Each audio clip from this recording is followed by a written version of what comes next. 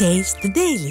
செங்கை Padmanabhan sir, எப்படி பார்க்குறீங்க இந்த பெண்கள் பாதுகாப்பு உறுதிப்படுத்துறதுல திமுக அரசு எந்தெந்த இடத்தெல்லாம் தவறுறாங்க? இல்லை இது தடுக்க பெண்களுக்கு ஒரு பாதுகாப்பு கொடுக்க என்ன வழி தான் இருக்கு?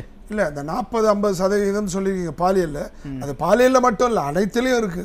போதையில் இருக்கு, கொலையில் இருக்கு, கொள்ளையில் இருக்கு, ஊழல் இல்ல, பாலியல் குற்றங்கள் மட்டும் 40% அதிகரிப்பு. எல்லாத்துலேயும் அதே தான், எல்லாத்துலேயும் அதே தான். அதே சமயத்தில் கும்மிடிப்பூண்டியில் ஒரு பாலியல் நடந்தது. உடனடியாக அந்த பையனை கைது பண்ணாங்க, அவனை தண்டிக்கப்படணும். ஆனால் அந்த அம்மா, அந்த பாதிக்கப்பட்ட பெண்ணினுடைய தாய் என்ன ஐடென்டிஃபிகேஷன் பெரேட், அடையாள அணிவகுப்பு நடத்த சொன்னாங்க. இது வரைக்கும் நடத்தலை. நான் என்ன சொல்கிறேன்னா, ஏற்கனவே ஒரு சுப்ரீம் கோர்ட் விடுவிச்சிருக்கு. அப்போ உண்மையான குற்றவாளி சுற்றிட்டு இருக்கான். அதே போல் இங்கே 3 பேரை பிடிச்சிருக்கீங்க, நல்ல பேர் எடுத்துக்கணும் முயற்சி செய்கிறீங்க, அதெல்லாம் நான் மதிக்கிறேன். ஆனால் அந்த பையன் தானா அந்த பாலியலுக்கு உடன்பட்டானான்றது ஐடென்டிஃபிகேஷன் பெரேட் அந்த மாணவி கிட்டே எடுத்து போய் காமிக்கணும். நீங்கள் அதை விட்டு இது வரைக்கும் ஒரு கவுன்சிலிங் டாக்டர் போய் பார்க்கலாம், அவங்கள சுற்றி ஒரு 200 போலீஸு 100 போலீஸு யார் ஆனால் அவங்கள தீவிரவாதியா என்ன பிரச்சனை? அந்த பொண்ணு பாதிக்கப்பட்ட பிறகு சுவர் ஏறி குதித்து வெளியில் வந்து தன்னுடைய உதவியை கேட்டிருக்கிற ஒரு தைரியமான பெண். அவ எதிர்பார்க்கல இந்த ஆட்சி இவ்வளவு மோசமா இருக்குன்னு அவ எதிர்பார்க்கல. தான் விரும்புகின்ற ஒரு நபரோட இல்லைன்னா ஒரு நண்பரோட இருக்கிறா. அங்க என்ன வேலை அந்த நேரத்துக்கு அப்படின்னு தயவு செஞ்சு அதை சொல்லுங்க. அதனாலதான் காங்கிரஸ் தமிழ்நாட்டில் இல்லாம போச்சு. தயவு செஞ்சு புரிச்சுக்கோங்க, அதனாலதான் இல்லாம போச்சு. கூட்டணி தர்மத்துக்கு ஒரு எல்லை இல்லையா? திருமாவளவன் எதுக்கத்தாலும் சப்ப கட்டுவார். அவரே நீங்க சொல்லியிருக்காரு கூடுதல் கவனத்தை செலுத்த வேண்டும்னு. அந்த மாதிரி குறைஞ்சபட்சம் அந்த வார்த்தையாவது காங்கிரஸ் பயன்படுத்தணும். எல்லாத்துக்கும் பொங்குவார் செல்வ பெருந்தகை. ஆனா இது வரைக்கும் அது பேசல. ஏன்னா ஒரு சீட்டு இந்த வாட்டி கண்ணீர் விட்டு வெளியில் வர சீட்டுக்கு அது வேற ஒரு பக்கம். நான் என்ன சொல்றேன்னா, முதலமைச்சர் தொகுதியிலேயே சார் இரவுல வெட்டியிருக்காங்க. அதே மாதிரி பாலியலுடைய உச்சகட்டம். தயவு செஞ்சு நீங்க அண்ணா இந்த சார்ல இந்த யார் அந்த சார் அண்ணா பல்கலைக்கழகத்தில் அரைகுறை விசாரணை தானே, யார் அந்த சார் இல்லையே. ஒரு இல்ச்சவாய மாட்டா அவன் தப்பு பண்ணா அவனை தூக்கில் போட போற ஓகே. ஆனா இது entire crew should be there. அதே சமயத்தில் கஞ்சாவை பிடிக்கிறீங்க 10 லட்சம் 1 லட்சம் 1.5 லட்சம் கஞ்சாவை நாங்கள் பிடிச்சிருக்கேன்னு சொன்னீங்க, மகிழ்ச்சி. அதை எதுக்கு நீங்க எரிக்க போறீங்க? ஓட்டிட்டு வந்த கார் டிரைவரையும் கூட வந்தவனை ஓட்டிட்டீங்களே, அதுதானே முக்கியம். அது யாரும் தெரியல. பெரும் புள்ளிகளை வந்து விட்டுறாங்களா சார்? அது அப்புறம் பார்க்கலாம். ஆனா பிடிக்க வேண்டிய நபர்கள் அதை ஓட்டிட்டு வந்த காரையும் அது கூட ஒருத்தன் வந்தா அவனையும் பிடிக்கலையே. ஏன் சரக்கு மாட்டை வச்சு என்ன பிரயோஜனம்? அண்ணன் சொன்ன மாதிரி சாதிக் பாஷா அவன் தானே தலைமை பகுதியில் ஜாஃபர் சாதிக். அதே மாதிரி ஒரு ஆக்சிடென்ட் ஆகுது, போய் கார்ல ஏத்தி கொல்றான். அதை வந்து விபத்துன்னு சொல்லி மாத்தி அதுக்கும் திமுக ஒரு முன்னாள் தலைவர் பேர் சொல்ல விரும்பல, அவருடைய பேரன் தான் இதுக்கு சம்பந்தப்பட்ட. திமுக அரசு மீது இன்னொரு குற்றச்சாட்டு வைக்கப்படுதுன்னா, இந்த போதைப் பொருளை பிடிக்கிறாங்க அப்படின்னா அதுல சில்லறை வியாபாரிகள் மட்டும் தான் பிடிக்கிறாங்க, பெரும் புள்ளிகளை விட்டுறாங்க திமுக அப்படிங்கிற ஒரு குற்றச்சாட்டு அரசு மீது இருக்கு. அப்படின்னா போதைப் பொருள் புழக்கத்தை அரசு ஊக்குவிக்குதுன்னு தான் நம்ம எடுத்துக்க வேண்டியது இருக்கு. விக்கிறவனை பிடிக்கிறீங்க சார், அவன் எங்க இருந்து வாங்கலான்றவனை பிடிக்கிறது பிடிச்சாதானே அரெஸ்ட் பண்ண முடியும். அதை விட்டுறீங்களா? சகோதரி சொன்னாங்க எத்தனை வகையான போதைப் பொருள் இருக்கின்றது கணக்கே தெரியாத அளவுக்கு பரவலாயிடுச்சு. தயவு செய்து எதற்கு எடுத்தாலும் மடை மாற்றம் அரசியல் பண்ணுவோம். ஜனநாயகம் ஒரே ஒரு சின்ன என்னுடைய பர்சனல் இதை சொல்லிடுறேன் சார்.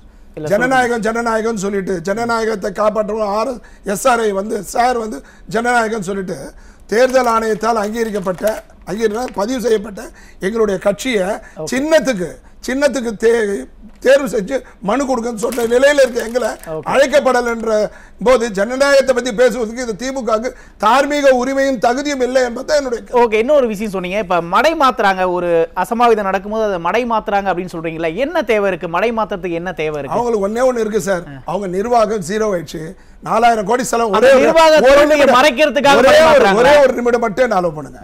4000 கோடி செலவு பண்ணி 90%, 75%, 50% ஆளுக்கு வாய் வந்த மாதிரி முடிச்சுட்டு இன்னைக்கு வந்து சேகர் பாபு சொல்றாரு கோயம்பேடுல இன்னும் 3 மாசம் முடிஞ்சிடும். அப்ப முதல்ல சொன்னதுலாம் என்னது?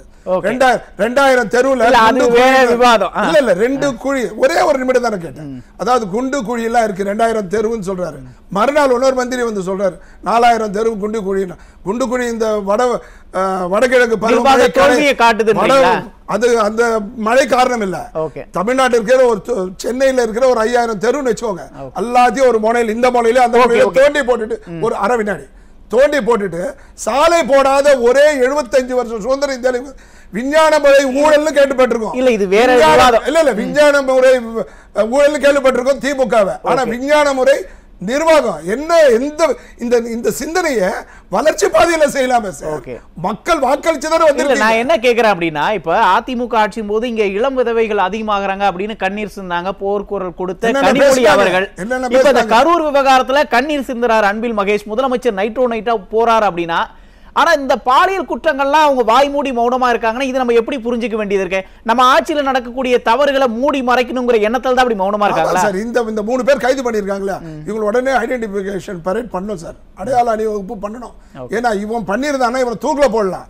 ஆனா இவன் தப்பு பண்ணலன்ற ஒரு நிலை வந்துச்சுன்னா எது what is stopping you to start the identification parade? Please go ahead.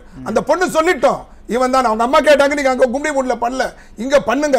ஏன் சொல்றேன்னா, தவறு செய்தவன் தண்டிக்கப்படணும். ஆனா தவறு செய்யாதவன் தண்டிக்கப்பட்டு தவறு வெளியில சுத்திட்டு இருந்தான்னா அவன் இன்னொரு ஏர்போர்ட்டை தேடிட்டு இருப்பான், இன்னொரு பெண்ணை தேடிட்டு இருப்பான். ஆனா தயவு செய்து எதுக்கெடுத்தாலும் மடைமாற்றம் அரசியல் செய்யறது வேண்டாம். இல்ல இன்னொரு விஷயம் என்ன சொல்லணும்னா, காவல்துறை என்னதான் பண்றாங்க, பாதுகாப்பு தரல, அவங்களுக்கு என்ன சிக்கல் இருக்கு அப்படிங்கிற ஒரு கேள்வி இருக்குல்ல சார். நீங்க அவங்களுக்கு மரியாதையே கிடையாது சார். ஆவுனா transfer sir.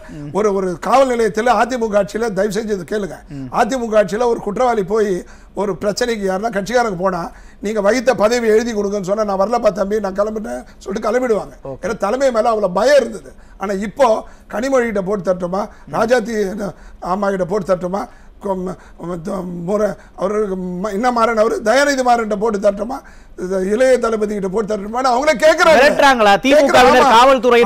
அவங்களுக்கு என்ன பயம்? அவங்களுக்கு அந்த பயம் இருக்கு இல்ல, அச்சம் இருக்கு இல்ல சார். நம்ம காவல்துறையில் இருக்கோம், நம்மளுக்கு எதுக்கு இந்த பிரச்சனை? கண்ணை மூடிட்டு இருப்போம். காவல்துறை மிகப்பெரிய அளவில், என்னுடைய தெரிஞ்ச தகவல் சொல்றேன், எனக்கு வந்த தகவலை சொல்றேன், மிகப்பெரிய அளவில் ஆட்சி மாற்றத்தை முதல்ல விரும்புறதே காவலர்கள் தான். ஏன்னா அவங்களால they could not able to handle freely openly. அதான் பிரச்சனை இருக்கு. அந்த பிரச்சனை மாற வேண்டும் என்று சொன்னால் ஆட்சி மாற்றம் நிச்சயமாக தேவை. ஆட்சி மாற்றம் 2026 கண்டிப்பாக நடக்கும். ஆனா சார், இங்க திமுக அரசுக்கு மீது நாளுக்கு நாள் ஒரு அதிருப்தி கிரியேட் ஆயிட்டே இருக்குல்ல.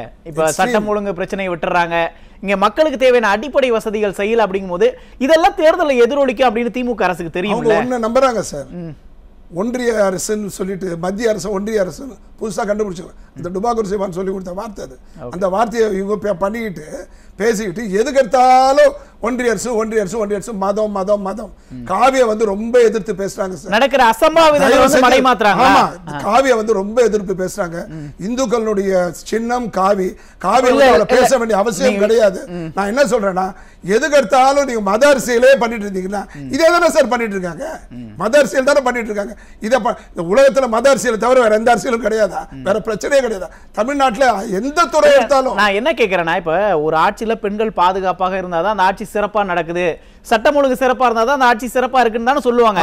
இங்க ரெண்டுமே வந்து கேள்விக்குள்ளாகி இல்ல இருக்கு. அவங்களுடைய தேர்தலை எதிரொலிக்காதான்ற நிச்சயமா எதிரொலிக்கும்ன்ற அச்சத்தின் காரணமாக தான் கூட்டணியை நம்பியும் அந்த திருட்டு வாக்காளர்கள் இருக்கலையே அவங்க சேர்த்திருக்காங்க இல்லையா.